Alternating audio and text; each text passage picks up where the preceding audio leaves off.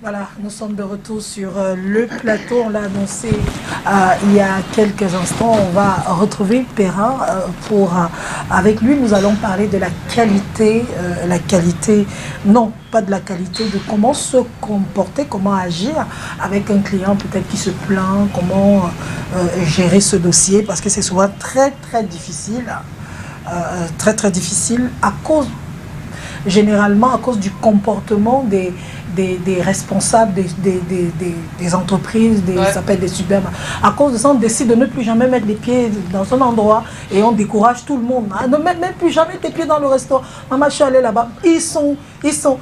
Bon, le bouche à oreille, et les Camerounais ne savent pas que le client est roi. Ici, chez nous, on te dit, et puis ça fait quoi? Si tu pars, les autres vont venir. Ça fait quoi? Bref, on va en parler tout à l'heure. De façon plus gérer les clients de façon plus professionnelle, avec le professionnel qui nous a rejoint. Bonjour et bienvenue. Bonjour Solange, bonjour Mireille, bonjour Calvino et bonjour à tous les téléspectateurs. Bonjour Perrin. On va gérer, voilà, comment gérer les clients, c'est-à-dire les personnes. Personnel. Donc, comment gérer les clients, et on va étendre nos explications aussi aux personnes qui ne sont pas forcément en situation de clients. Comment gérer les clients mécontents et furieux. Et donc, Solange a très bien planté le décor. Effectivement, ça tombe dans les disciplines de la qualité de service.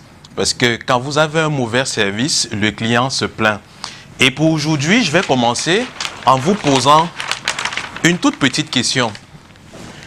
Que recherche le client en venant chez nous? Une bonne qualité. La satisfaction. Une bonne qualité. Un bon service.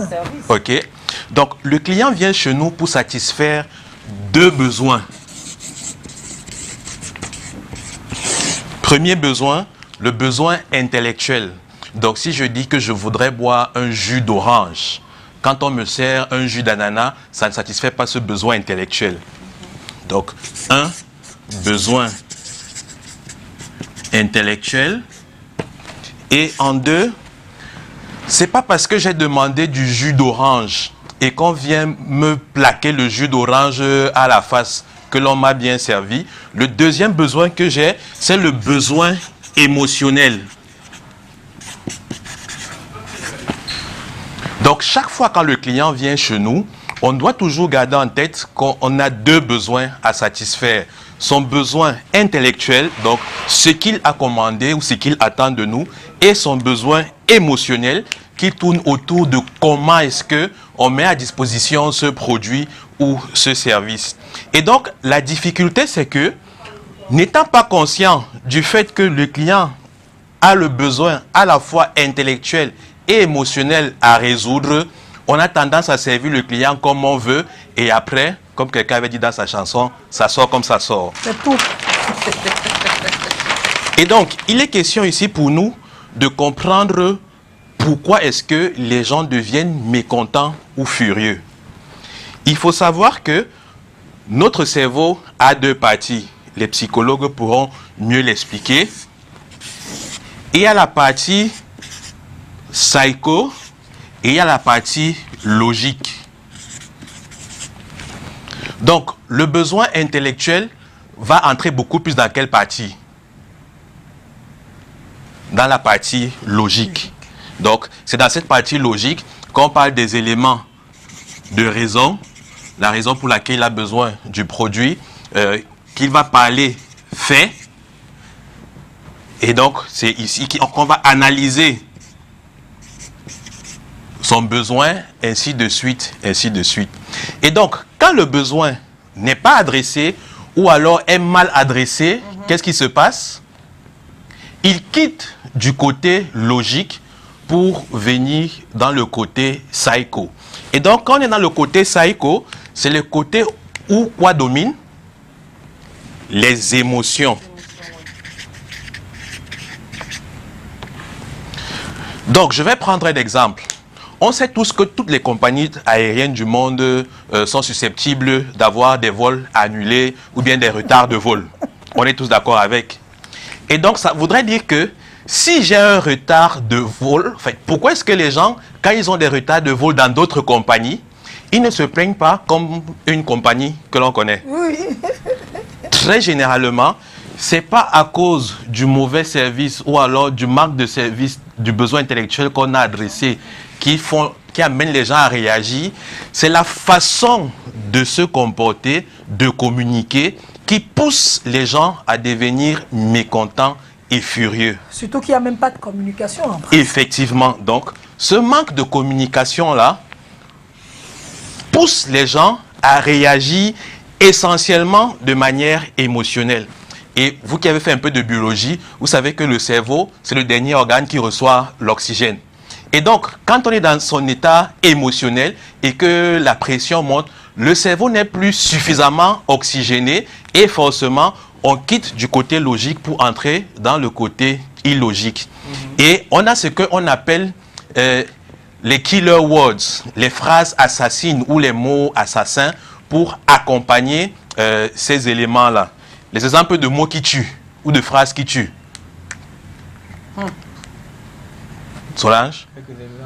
Quelques exemples de phrases qui tuent. Quand tu es déjà fâché ou quand tu te fais un mauvais service, deux fois tu n'es même pas encore trop fâché, mais c'est la phrase qui vient là qui t'amène encore dans cette dimension. Mais monsieur, si ça vous énerve, écoutez, vous pouvez partir, allez, oui. Et en tout cas, vous savez, nous on ne plie pas les clients ici, hein. Vous voyez, il y a souvent des mots comme ça. Si ça vous énerve, allez vous plaindre chez le boss. Effectivement. Et donc, pour ceux qui sont trop gentils, quand vous allez vous plaindre, on va dire, monsieur, c'est toujours comme ça qu'on a fait ici. C'est impossible de faire comme vous voulez là. Et donc, ces mots ou phrases sont des déclencheurs de colère émotionnelle. Effectivement. Et donc, à la fin de la journée, on se rend compte que on peut ne pas satisfaire le besoin intellectuel du client, mais il ne sort pas mécontent. La vraie difficulté, la véritable difficulté, c'est quand j'ai mal la dimension émotionnelle du client qui augmente son niveau de frustration et par conséquent, on connaît tout ce qui se passe. Et donc, la première des choses à faire, quand on est face à quelqu'un, qu'il soit un client, qu'il soit un ami, qu'il soit un partenaire ou une partenaire, la première des choses à faire, c'est de gérer l'aspect émotionnel. Et donc, c'est parce que cet aspect émotionnel sera géré qu'il ou elle va rentrer du côté logique et que vous allez commencer à réfléchir logiquement. Et vous vous êtes rendu compte que souvent, quelqu'un vient se plaindre d'un mauvais service ou bien un ami se plaint de quelque chose et quand vous lui apportez la solution, vous réfléchissez de manière logique, il se fâche encore. Et comme on dit au quartier, mon frère, on t'aide, tu te fâches, on ne t'aide pas, tu te fâches. Parce qu'on n'a pas compris que tant que le côté émotionnel, illogique n'est pas géré, la compréhension du logique devient difficile à gérer. Et donc, qu'est-ce qu'il faut donc faire? Il y a deux travaux à faire, ou deux grands axes. Le premier axe, c'est l'axe du client. Ou alors de la personne de l'autre partie. La première des choses, c'est d'écouter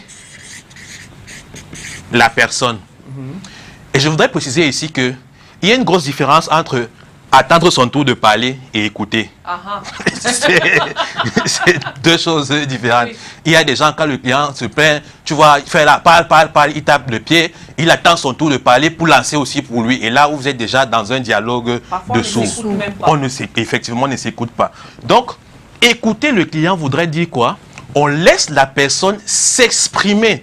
Parce que c'est dans cette expression-là, c'est sa façon à lui de gérer la partie émotionnelle. Et logiquement, dans l'émotion, il va tout mélanger. Oh, vous êtes les voleurs, les bandits comme ça. Oh, on a mis tel, moi j'ai chargé tel, mon crédit a disparu, vous êtes les bandits, ainsi de suite. Et donc, on laisse, il explose. Et maintenant, quand il a explosé, et quand on a compris ce qu'il a fait, ce qui l'amène à être en colère, la deuxième des choses, c'est de se mettre à sa place. Et aussi ici, il y a une grosse différence entre se mettre à la place de la personne et se sentir responsable de la douleur de la personne. Donc, on se met à la place de la personne, on comprend que si on était dans la même position, on aurait peut-être réagi pareil. Donc, on va faire preuve ici d'empathie.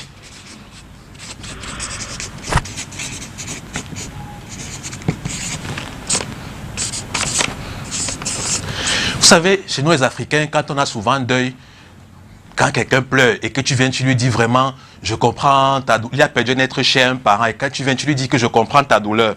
Quand tu n'as pas perdu un être proche, quand il te dit qu'il comprend ta douleur, tu as le sentiment qu'il dit ça seulement pour plaire. Parce que seuls ceux qui ressentent ce que tu sens peuvent te transmettre un certain niveau d'émotion qui fait à ce que tu as le sentiment qu'il te comprend. Et donc, il faut donc faire preuve d'empathie. Et en faisant preuve d'empathie ici, amener le client à comprendre que si... Pardon?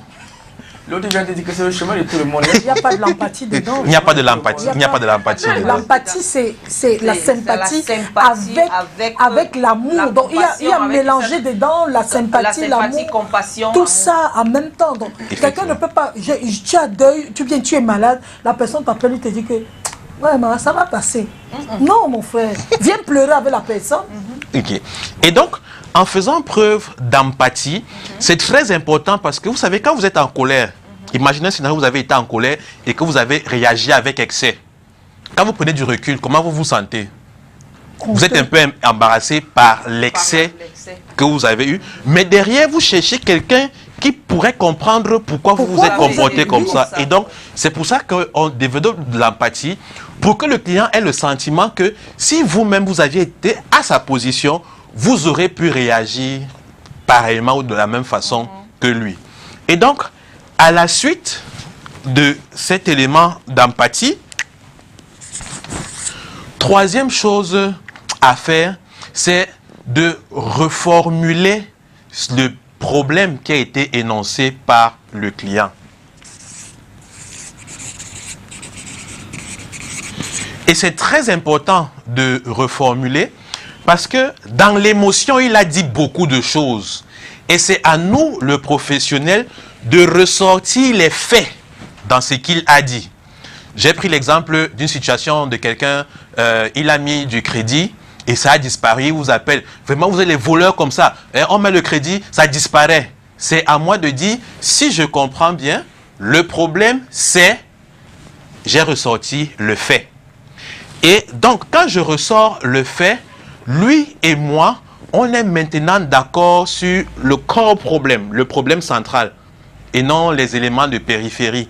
Parce que c'est vrai qu'il faut aussi avoir un certain niveau de hauteur pour laisser, pour mettre de côté les mots déplacés que le client peut ressortir pour vraiment se focaliser sur les faits.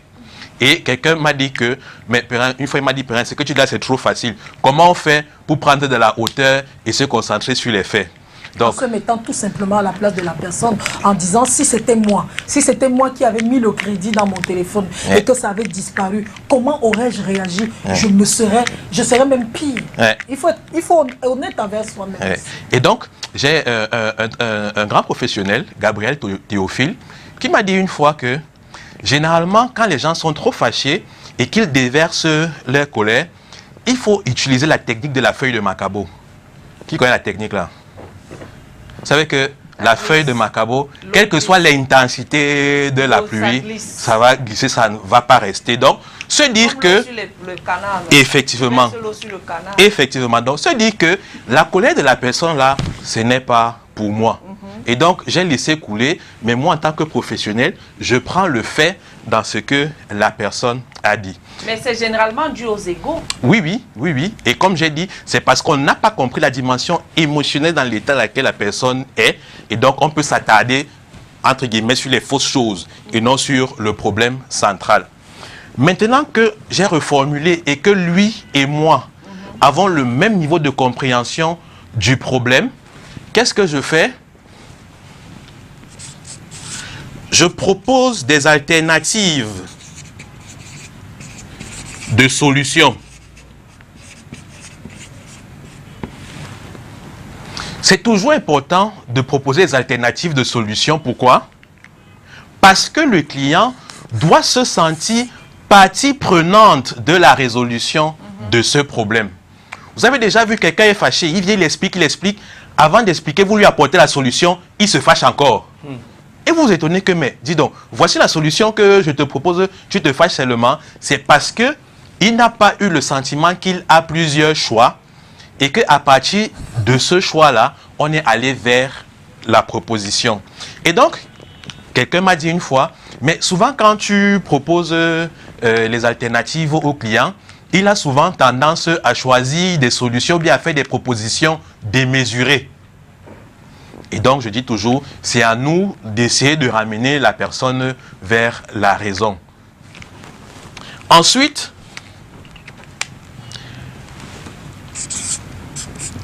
quand vous avez choisi la solution ou l'alternative à mettre sur pied, qu'est-ce que vous devez faire? Vous devez entrer en action.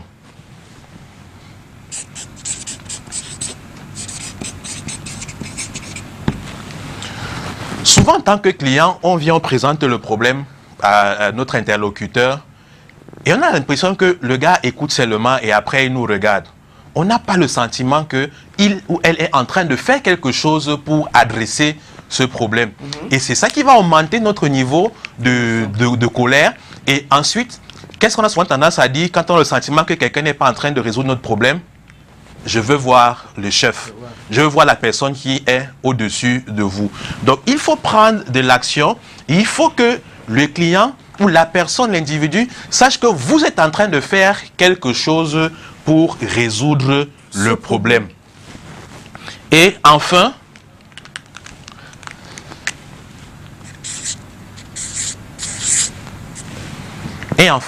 sixième étape, qui peut deviner?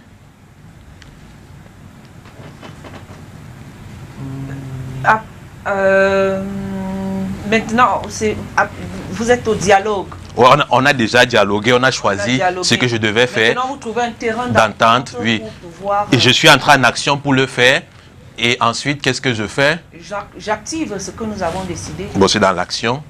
C'est dans l'action. Oui. En 6. Bon, je vais nous aider. Oui. En 6, je fais le suivi. Ah ouais. Mais c'est ce que j'appelais faire ce qu'on a décidé. Ah bon, c'est ça qui est dans l'action. Oui. Et donc, ensuite, je me rassure que l'action que nous avons entreprise a satisfait le problème du client. Et c'est parce qu'il va sentir ce suivi-là qu'il se sent guidé et accompagné. Deux fois, vous partez solliciter le besoin de quelqu'un qui vous rend un service, qui doit vous rendre un service. Il l'a résolu, mais vous n'avez pas de feedback. Vous ne savez pas si c'est résolu ou pas. Et des fois, quand vous revenez, on vous dit, mais monsieur, votre problème a déjà été résolu, non? Vous revenez encore, pourquoi? C'est souvent désagréable. Donc, faire le suivi. Et pour les commerciaux, on ajoute souvent que c'est à ce moment, voici le meilleur moment quand le client est satisfait de le présenter un autre produit ou un autre service. C'est la même chose, c'est ce qu'on a avec la société de l'électricité. Ouais. Oui, il n'y a pas souvent le suivi. Ouais. C'est-à-dire, tu as appelé, oui. tu as dit, et puis on te dit, non madame, laissez, dans 15 minutes, les gens viendront vous remettre la lumière, nanana, et ils ne viennent jamais. Ouais. Tu es obligé de recomposer encore le numéro de téléphone. Ouais. Et ça te coupe le crédit. D'appeler. Ouais. Parfois même, tu te déplaces oui. pour aller attendre les techniciens sur place. Sur place, oui. Remettre. Et ils sont souvent même chiants. Ils te méprisent à la limite. Ils te parlent n'importe comment à la limite pour venir remettre. Par contre, pour venir couper, ils sont très forts. Ouais. Ils sont rapides. Très rapides. Ouais. Donc, notre cabinet, ILM Institute, a eu à mener des recherches il y a plusieurs années sur ce qui contribuait au courroucement des clients, beaucoup plus vis-à-vis de la société de distribution d'énergie. Et donc, ce qui était revenu à l'époque, bon, à l'époque, ils n'avaient pas le nom qu'ils ont aujourd'hui, c'était beaucoup plus l'attitude qu'ils renvoyaient, beaucoup plus même que la coupure. Parce qu'on peut comprendre qui est electricity shortage, qui est coupure de lumière, mais c'est l'attitude. Tu arrives pour te plaindre, mais monsieur, on a coupé. Vous n'avez pas vu dans le Cameroun Tribune qu'on avait écrit qu'on devait couper. Et c'est donc cette phrase-là qui déclenche le niveau de colère. Comme Solange disait, tu t'es plaint, il faut que tu quittes de chez toi pour aller à l'agence la plus proche, où tu as dépensé peut-être, tu vas dépenser 1000 francs aller-retour. On dit qu'on va envoyer les équipes, tu restes rien. Après, tu rentres encore un autre 1000 francs aller-retour. C'est quand tu pars là-bas, on dit que, mais monsieur, l'équipe est passé là-bas, non? Donc, parce qu'on n'a pas mis sur pied le suivi, donc ça met en mal le client et ça augmente son niveau de colère. Et donc, ça, c'est la chose à faire vis-à-vis du client. Et tout ça, c'est le travail des techniciens. Mais Perrin, est-ce que finalement, on ne devrait pas, lorsqu'on décide de recruter des gens dans des entreprises, former véritablement ceux qui gèrent le service client, le service après-vente, parce que c'est avec eux généralement qu'on a tous ces problèmes. Donc, je vais aller beaucoup plus loin que toi. En réalité, ça doit faire partie des valeurs intégrantes de l'entreprise. Parce que c'est vrai qu'on tire sur eux, parce qu'ils sont dans les front lines. Mais si le gars des achats n'a pas passé la commande d'un matériel, et vous demandez au bonhomme de partir faire un travail pour lequel il n'a pas d'outils, qu'est-ce qu'il va faire? Il va vous tourner du mieux qu'il peut. Donc, l'ensemble du personnel, l'ensemble de l'entreprise du plus haut niveau doit être investi de cette mission de qualité de service-là et de satisfaction client, et donc et fait les déclinaisons en fonction dans tous les départements, dans toutes les directions. Et la bonne nouvelle, c'est que nous le faisons au quotidien au sein de notre cabinet, et nous avons accompagné beaucoup d'entreprises comme ça à améliorer leur niveau de service. Donc la qualité de service ne doit pas être une option, ne doit pas être un truc des gens du front line, mais c'est vraiment un truc de l'ensemble du personnel. Et donc, ça, ce sont les axes vis-à-vis du client. Maintenant, il y a les axes vis-à-vis de qui? De nous-mêmes. Ouais, parce que ça, c'est ce qu'on dit qu'on doit faire au client. Mais nous-mêmes, on doit faire donc, quoi? Que devons-nous faire pour pouvoir permettre à ceci d'arriver? Première des choses, en tant qu'individu, il faut prendre la résolution d'écouter le client. Et comme j'ai dit, écouter ici, ce n'est pas attendre son tour de parler. Et en écoutant, il y a ce qu'on appelle le silence actif et la parole active dans l'écoute. Si je te parle et que tu me regardes, tu ne dis rien, j'ai l'impression que quoi? Que je parle... je ne suis pas connecté, nous ne sommes pas connectés. Je parle seul, effectivement. Je suis dans un monologue. Alors que je vais dire, mais madame, je ne suis pas arrêté de vous, vous ne voyez pas que je suis arrêté de vous regarder. Alors qu'en matière de silence actif, quand la personne parle, je fais des gestes pour montrer à la personne que je suis en train d'écouter. Et donc, deux fois, j'aurai des terminaisons, des expressions qui vont montrer à mon interlocuteur que je suis en train d'écouter. Et donc, voilà. Et donc, c'est ce comme dans une interview, il faut montrer à l'interviewé que tu l'écoutes. Effectivement. Parfois, quand il est en train de parler, tu peux terminer sa phrase, reprendre. Ça veut dire que mais pourtant, il y a d'autres personnes qui sont là, mais qui n'écoutent que dalle, qui ont les questions déjà écrites, qui ne rebondissent pas par rapport à ce que... Et c'est très important. Très important. Et donc, ça peut se faire en face-to-face ou comme par téléphone ou à distance, ainsi de suite. C'est très important de prendre la résolution d'écouter. La deuxième chose que nous devons faire, nous devons accompagner cette écoute par la prise des notes. Pour ne pas oublier, hein, parce qu'il y a des gens qui vont vous dire le matin, vraiment, tout ce que vous avez dit là, c'est dans ma tête. Vers 13h30, c'est déjà dans les pieds, voilà. Il a oublié. Donc, il faut prendre les notes pour se rassurer qu'on ne va pas oublier ce que le client a dit. Effectivement, ça c'est la première des choses.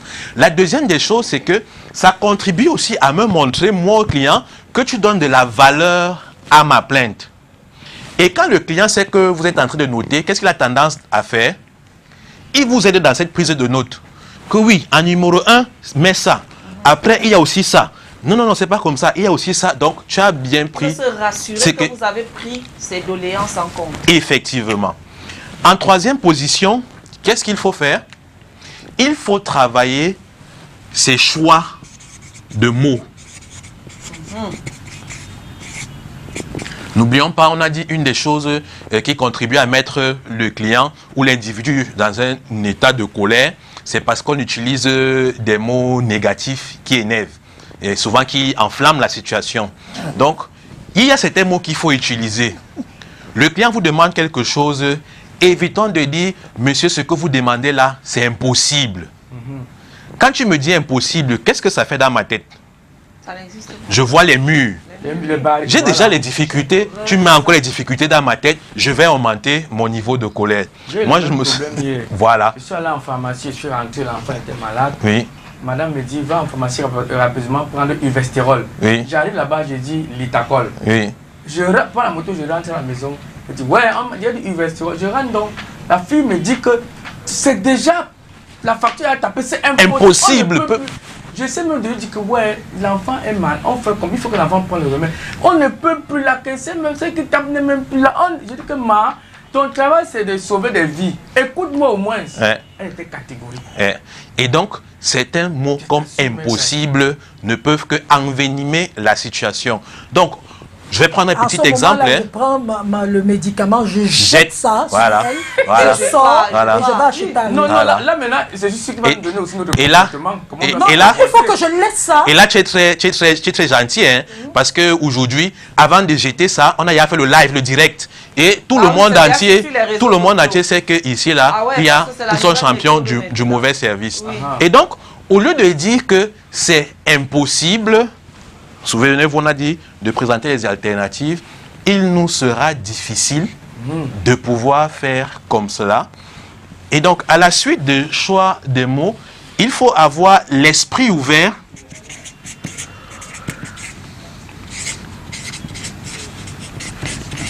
et vif pour penser à des propositions de solutions.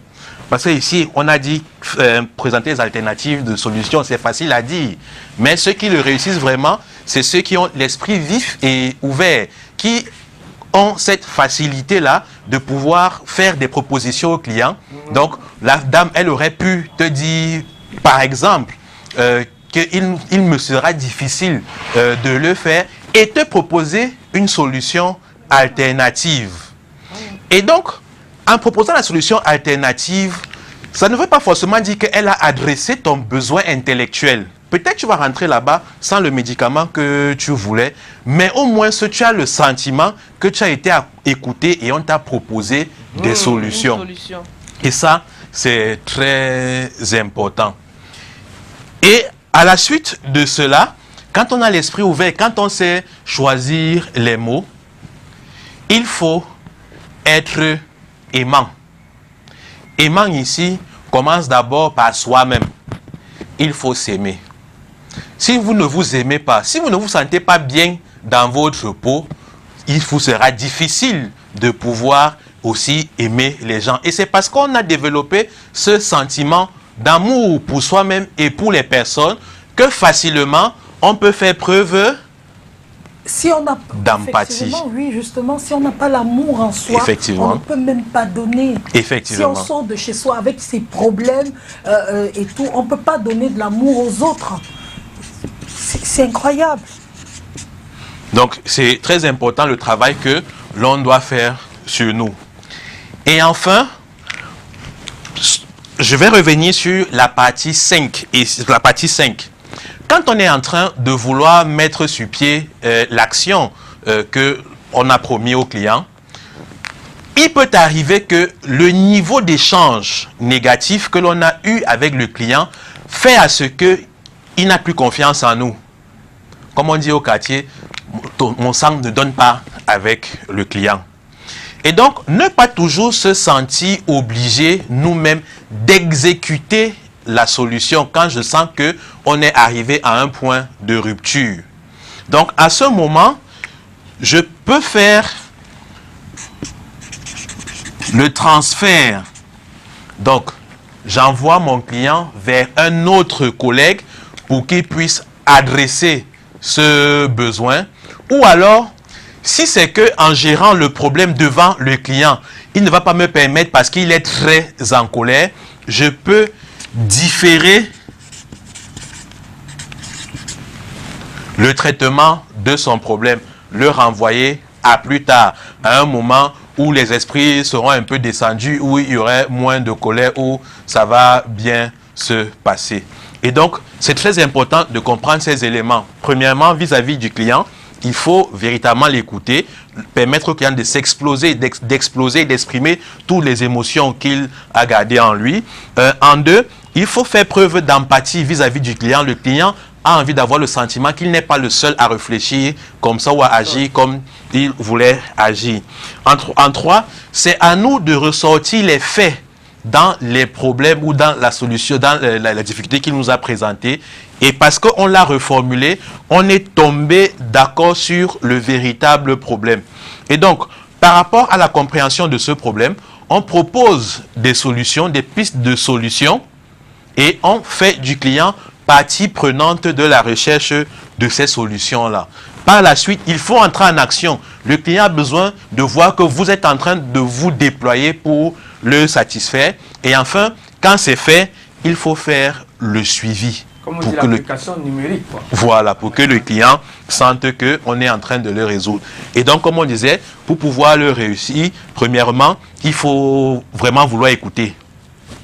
Et l'écoute aussi a ceci de particulier, c'est que on devient moins attentif avec une certaine catégorie de personnes. Comme lesquelles? Solange. Les personnes...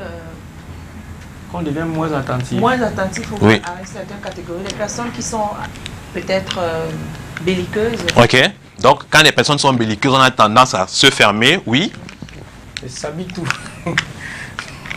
On les appelle les philosophes de comptoir. Voilà. Ceux qui connaissent tout sur tout.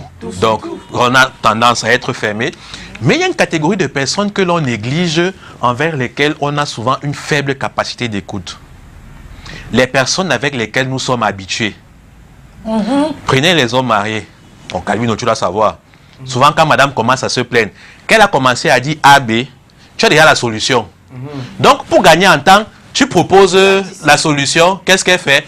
Tu ne veux pas m'écouter. Tu dis que, mais maman, n'est-ce pas, voici le problème, voici la solution. Non, ce n'est pas ça. Ok, ton problème, c'est quoi? Je ne parle même plus. Tu as déjà tout gâté. Donc, c'est un exercice difficile qui demande un certain niveau de discipline pour pouvoir accepter d'écouter véritablement les personnes. Et ne vous dites pas que c'est parce qu'on a deux oreilles qu'on sait écouter. Et donc, on doit prendre des notes. Si c'est au téléphone, qu'est-ce qu'on fait? On peut demander à la personne, madame, permettez-moi de prendre un stylo et mon bloc-notes, ou monsieur, permettez-moi de prendre le stylo et le bloc-notes, pour que la personne ait le véritable sentiment que nous sommes en train de prendre en compte son besoin, son problème. Par la suite, on a dit de faire attention au choix de mots, parce que c'est un élément déclencheur de colère émotionnelle chez le client. On a dit qu'il fallait avoir l'esprit ouvert et vif. Parce qu'il y a certaines personnes qui sont excessivement carrées. Et vous savez qu'un des premiers problèmes... un des premiers problèmes de la qualité de service, généralement, il y a ce dilemme-là, qualité de service, process et procédures en place. Il y a des gens que, si on leur a dit que 2 plus 2 font 4, ils ne sont pas là pour voir que 1 plus 3 peuvent faire 4 ou que 2 fois 2 peuvent faire 4. Ça doit être 2 plus 2 pour avoir 4. Tu ne veux pas, tu laisses. Donc, il faut avoir cette ouverture d'esprit-là pour accepter d'explorer des pistes, mais des pistes aussi qui ne s'éloignent pas trop de la réalité de votre environnement, des ressources, des pouvoirs qui vous sont assignés. Et donc, comme on a dit, il faut bien se sentir dans sa peau, il faut aimer les gens, il faut aimer ce qu'on fait.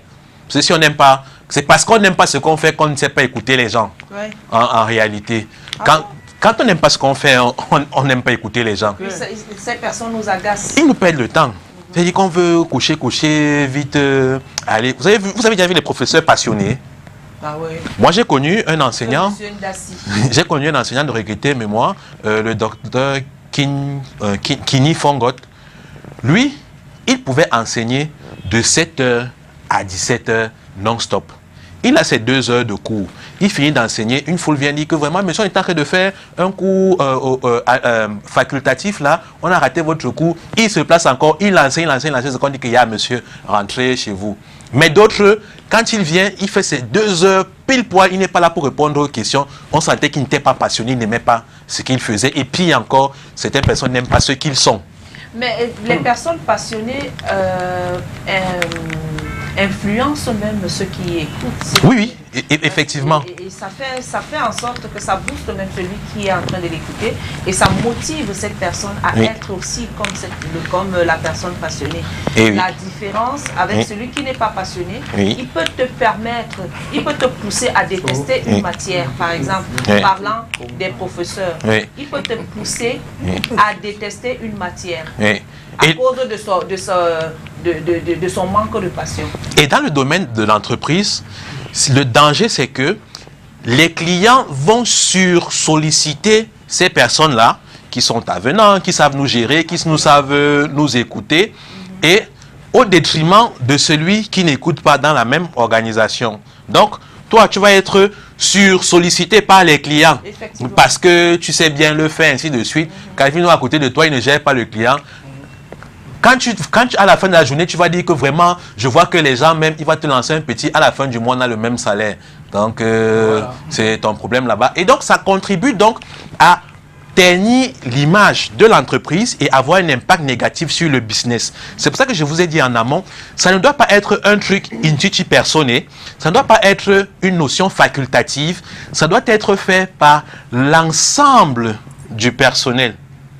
Tout le monde doit pouvoir avoir ces qualités-là, ce qui fait à ce que si le client tombe sur Jean, ou sur Pierre, ou sur Calvino, ou sur Solange, il ne va pas exiger qui doit le servir. Les entreprises les plus compétitives... Moi, il y a des endroits où je m'en vais, quand je trouve telle personne au service, je suis mal. Oui. Et donc, tu préfères ne pas y aller. Oui, et donc, dès que je vois... Et donc, je fais ça. Le jour où lui, il part, qu'est-ce que tu fais? Je pars avec lui. Tu pars avec lui. Et donc, c'est un message très fort qu'on envoie au patron de vraiment investir à bâtir la culture de qualité de service au sein de nos entreprises pour que ça soit un truc de tout le monde. Parce que quand c'est une seule personne qui fait, quand il part, on perd quoi. On perd, hein. On perd énormément. Il y a d'autres qui ne sont pas sympathiques, d'autres qui ne sont pas gentils, d'autres qui sont toujours en train de travailler comme si on leur forçait d'être là. D'autres qui travaillent en fonction de comment ils sont payés. Oui, et d'autres personnes, moi je n'arrive pas à comprendre. Je prends souvent un exemple simple. J'ai travaillé à la radio, j'avais 40 000 le mois. Et la passion que j'avais, personne ne pouvait imaginer qu'elle avait 40 000 à la fin du mois. Mais je savais que plus tard... Il faut que si tu travailles à la télé avec 40 000 au mois... Non, excuse-moi, je me suis retrouvée même à la télé avec un salaire en dessous de 100 000. En dessous de 100 000 ici. Donc moi je suis en train de dire une chose, télé ou radio, il faut savoir ce qu'on veut. Tu sais que mon objectif c'est de faire ce que j'ai à faire et je sais que étant là, un jour j'aurai la grâce d'aller plus loin. Il faut avoir même la foi. Même si je touche 20 000. Moi, j'avais commencé à la radio avec 50 000. Un jour, notre boss nous a un salaire qui ne tombait même pas tous les mois. Un jour, il nous appelle, il dit qu'on part même de 50 000 à 40 000. Je dis que nous, on a seulement, je disais dans mon cœur que c'est ton problème. Moi, je suis ici, je me vends. Je sais ce que je recherche. Et c'est à partir de là que j'ai été recruté à la télévision. Et de la télévision, aujourd'hui, d'autres portes se sont ouvertes. Effectivement. Donc, il y a des objectifs et c'est ce que beaucoup de gens, ils sont carrés dans leur tête. Ils pensent que leur vie s'arrête là. Non. Travaille et dis-toi que ce travail, je le fais bien, mais c'est un tremplin. Je ne mourrai pas là-bas. J'aurai la chance, mais en travaillant bien. Ok. Et donc, j'ai un très bon exemple pour aller dans ton sens. Il y a plusieurs années, nous avons accompagné un grand hôtel de la place. Et il y avait plusieurs filles à la réception. Il y a une qui est aujourd'hui au Canada. Et donc, vous connaissez les PME camerounaises. Aujourd'hui, ça tombe, demain c'est 45 jours, demain c'est 60 jours le mois. Et cette fille était toujours souriante. Et quand on a fait la formation, elle était contente parce qu'elle se sentait réconfortée dans sa façon de faire. Enfin, voilà quelqu'un qui pense comme moi.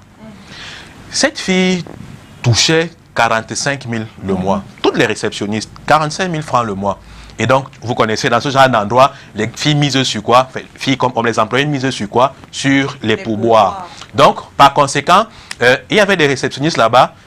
Quand elles sentent que tu as sorti l'euro ou le dollar, elle est d'une gentillesse à nul autre pareil. Mais quand tu arrives comme Calvino là, et que tu demandes que tu veux voir tel, elle te regarde d'abord et dit que c'est pourquoi. Vous avez rendez-vous. Mais cette autre fille était toujours souriante. Avec tout le monde. Et donc, en tant que consultant à la délégation régionale du tourisme dans le secteur de l'hôtellerie, un directeur de la place nous dit vraiment il recherche une bonne réceptionniste et il voudrait que je fasse un test pour me rassurer qu'elle a un bon niveau. On a fait le test et tout. Il était satisfait du niveau de test.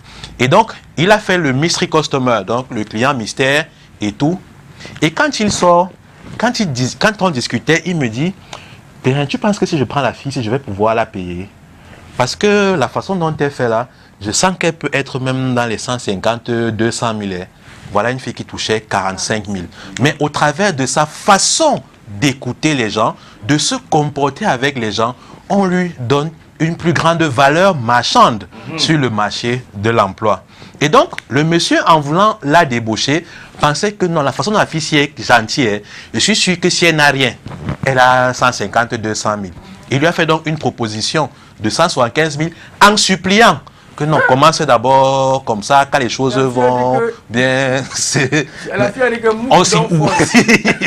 Et elle a signé, et elle est partie, et de fil en aiguille, elle a eu d'autres opportunités. Et jusqu'aujourd'hui, dans cet hôtel-là, il y a toujours ses copines, ses anciens collègues, qui disent que, ah, le professeur, on est là, non, on va faire comment? Le pays est dû, avec plus ou moins le même revenu. Donc, c'est très important ce que tu disais, Solange.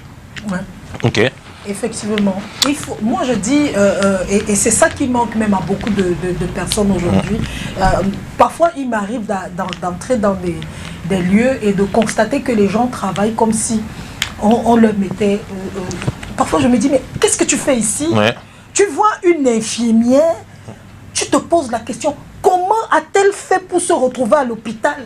Alors qu'elle n'est pas altruiste, elle n'est pas humaine, elle n'est pas humaniste, elle n'est même pas humaine dans sa façon de faire, elle n'est pas amour, elle n'a rien en elle de généreux ou de charitable. Tu fais quoi à l'hôpital? Puis encore des accouchements. Tu cries quoi? Tu cries quoi? Pousse là-bas. Change de métier. Ce n'est pas là où tu devais être. Parce que les gens font des choses aujourd'hui, pas parce qu'ils aiment, mais parce que ça en gagne pas. Et c'est ça qui est très difficile. Tu es callboxeuse, fais bien ton callbox. Et demain, je prends toujours l'exemple d'une dame qui avait un callbox ici à quoi? Tout le monde partait seulement chez elle. Sympa, gentil, propre. Son endroit était toujours nettoyé. Et au bout d'un an, elle avait déjà 5 succursales de callbox dans la ville de Douala. Effectivement. Aujourd'hui, elle fait des voyages, elle va à Turquie, elle va partout. Oui. Et c'est ce que les gens ne savent pas. Tout ce qu'on fait, on doit faire avec passion, amour. Ok. Donc, quand j'ai regardé un peu les feedbacks des téléspectateurs, il y a plusieurs qui ont exprimé le besoin de pouvoir poser des questions qu'on puisse répondre. Est-ce qu'il y a quelques-unes des questions auxquelles on peut répondre? Oui, si on affiche les contacts. Monsieur demande les questions, non? S'il y a des questions à poser pour les téléspectateurs. Je crois que c'était tellement limpide et clair, juste que ça nous interpelle. Effectivement. Ça nous interpelle à améliorer notre qualité de service, puisque la dernière fois on parlait de la qualité de service. Ça nous amène à améliorer notre qualité de service vis-à-vis des clients que nous avons face à nous, des usagers même que nous recevons tous les jours. Effectivement.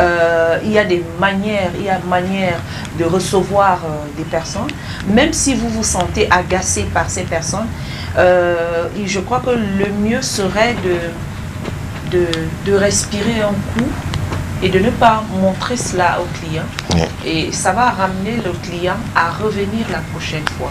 Et si le client s'est senti blessé, il faut utiliser la méthode, la manière pour pouvoir ramener ce client à ne pas être fâché, à ce qu'il rentre avec une bonne idée. En commençant par gérer le côté émotionnel avant de revenir sur le côté intellectuel.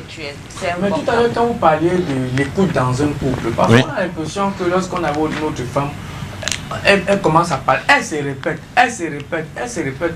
Et ce qui parfois énerve le mari, parfois. Il dit, ça va, je connais ce que tu veux dire, il tranche comme vous avez dit là.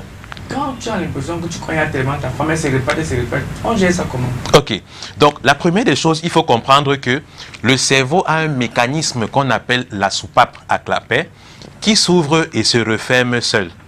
Elle s'ouvre pour recevoir de nouvelles informations ou alors des urgences et elle se ferme aux choses que l'on connaît déjà. Voilà. Et donc, ce que l'on recommande, c'est que quand on est conscient de cela, quand c'est une information que l'on connaît déjà et que c'est déjà fermé, souffrons d'écouter et de ne pas attendre son tour pour parler, de véritablement écouter en faisant quoi? En pratiquant le silence actif et la parole active pendant qu'on est en train de discuter. Et donc, quand on a apporté la solution, une autre fois, on peut maintenant, quand on est dans la bonne humeur, lui dire que chérie, tu sais que généralement, quand tu dis ça, tu te répètes beaucoup, non? Donc, voici ce que je te propose souvent de faire pour que je puisse mieux écouter. Tu vois comment? Une alternative à l'explication. Mais après aussi, ça marche aussi quand il y a une bonne communication dans le couple. Et c'est pour ça que je dis, ces différents concepts-là de leadership, de management, de qualité de service, de relation client, c'est un tout. Si toi-même, tu n'es pas aimant, tu n'es pas poli, tu n'es pas attentif, tu ne montres pas de la tendresse, ça ne peut que renforcer cet état d'esprit, ce sentiment-là envers ta conjointe ou ta femme, quoi. Donc, c'est un tout, comme on l'a dit la dernière fois, comportement, attitude et qualité de la communication qui va faciliter le fait qu'on pourra passer le message à notre partenaire que voici comment on pense qu'on devrait gérer certains de nos dialogues.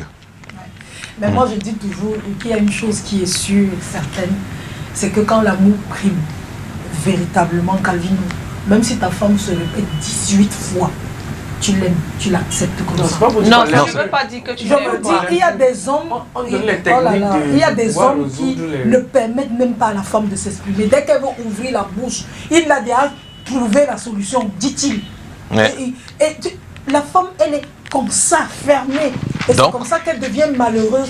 Elle n'arrive pas à sortir les choses de son ventre et elle va devenir directe. Et c'est maintenant les meilleurs amis, c'est la famille, c'est les cousins, les frères du mari qui seront les personnes chez qui elle ira se plaindre. Donc, parce qu'il n'a pas su gérer la dimension émotionnelle. Oui, je dis une chose, c'est que l'homme doit toujours... Je dis même si c'est qu'elle répète la même chose tous les jours. L'homme avec grand H. Ah oui, doit avec grand H. L'homme avec grand H. Doit écouter. C'est ce que je voulais dire. Doit toujours écouter ce que l'autre a à te dire. Même si c'est la 10e fois qu'elle t'a dit. C'est là parce qu'on fait pareil avec nos enfants. Effectivement. Qu'est-ce qui se passe? Nos enfants peuvent nous parler 30 fois. Oui. Mais on reste toujours à leur écoute. De la même manière, comme on écoute les enfants, même si parfois on est agacé par ces enfants, on est agacé mais on sourit, on est content. Effectivement. De voir que l'enfant te répète la même chose tout le temps. Effectivement. Pourquoi est-ce que quand c'est l'enfant, on cultive ce niveau de patience. Et quand c'est avec l'être qu'on partage la vie, ou le client, ou le collègue, même, on ne le fait pas. Ça, c'est question mark. Donc, ça doit nous amener justement à pouvoir à réfléchir sur notre manière de nous comporter vis-à-vis de notre prochain. Et donc, par rapport à ce que tu viens de dire, je te dirais que l'un des exercices les plus difficiles à faire pour nous en tant qu'êtres humains, c'est de réussir à arriver à un niveau d'unicité comportementale. Vous savez qu'on a plusieurs facettes. On est mari, on est frère, on est employé, on est entrepreneur, on est... Il y a des personnes très gentilles à la maison, trop méchants au travail, très agressifs avec sa belle famille, très gentil, ainsi de suite. Mais il y a des personnes, c'est des personnes bipolaires. Et deux fois, le personnage que l'on a dans un pan de la vie peut nous rattraper. On a vu des personnes extrêmement compétentes se faire envoyer à cause des comportements qui ne relèvent pas du cadre du travail. Et donc, l'exercice le plus difficile à faire, c'est d'être une bonne personne partout. D'être une personne attentive partout, d'être une personne à l'écoute partout, ainsi de suite. Et donc, sincérité. Et c'est ça qui se transforme en habitude et qui se transforme en culture. Et donc, mis au sein d'une entreprise, on a cette culture d'entreprise. Et donc, si tu le permets... Oui. Pour conclure, parce qu'on est effectivement, pour conclure, donc pour ceux qui voudraient, parce qu'on a pas mal d'outils là, de pense-bête et puis de livres aussi pour se documenter en matière de qualité de service, de relations clients, leadership et management. Nous sommes très ouverts. Et enfin, j'ai beaucoup écouté les téléspectateurs. Je souhaite qu'on puisse faire un jeu. On peut donner aux spectateurs jusqu'à vendredi pour qu'ils nous proposent le thème qu'ils veulent voir abordé pour la semaine prochaine. Et ça contribue aussi à faire vivre la chaîne parce que j'ai vu pas mal d'émulations et j'ai été content. À STV, on peut avoir ça, oui. Et donc, il faudrait qu'on soit tous partie prenante de la construction de ce programme. Et donc, comme ça, on lance un jeu, vous allez pouvoir communiquer comment est-ce qu'ils peuvent envoyer les thèmes qu'ils voudraient avoir autour de la qualité de service, leadership et management. Voilà. Voilà. Et donc, écrivez vos thèmes là-bas. On a jusqu'à vendredi. Vendredi, on fait un décompte et puis dès lundi, vous saurez quel sera le thème que vous-même vous avez choisi. Je vous remercie et à très bientôt sur STV2. À mercredi prochain. À mercredi prochain. Beaucoup. Merci Perrin. Énormément d'avoir été avec nous. On a comme d'habitude le cours magistral. Avec le prof, on était des élèves très attentifs. Vos femmes ont souvent le problème avec vous. On se retrouve demain jeudi. Prenez soin de vous. Ciao. Demain.